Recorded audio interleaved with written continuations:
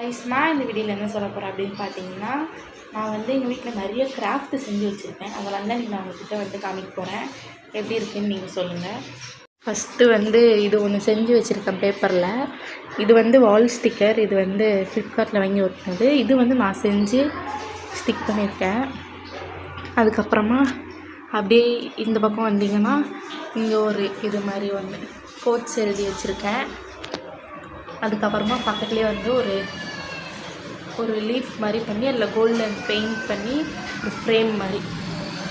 அதுக்கப்புறமா இதுவுமே வந்து அதே மாதிரி தான் ஃப்ரேம் மாதிரி இது ஒன்று பண்ணி வச்சுருக்கேன். அதுக்கப்புறமா இது ஒன்று இருக்குது. இதுவுமே ஒரு ஃப்ரேம் மாதிரி இந்த இடத்துல ஹேங் பண்ணி வச்சுருக்கேன். அதுக்கப்புறமா இது ஒரு வந்து இதுவுமே என்ன பண்ணது தான் பக்கத்தில் ஒரு ஃப்ளவர் மாதிரி. இது அப்படியே நீங்கள் இப்படி வந்தீங்கன்னா இந்த இடத்துல 3 ஹேங் பண்ணி வச்சுருப்பேன். ட்ரீம் கேச்சர் மாதிரி ஈவில் ஐ டிசைனில் ஒன்று பண்ணி வச்சுருப்பேன். இது பண்ணி வச்சுருக்கேன்.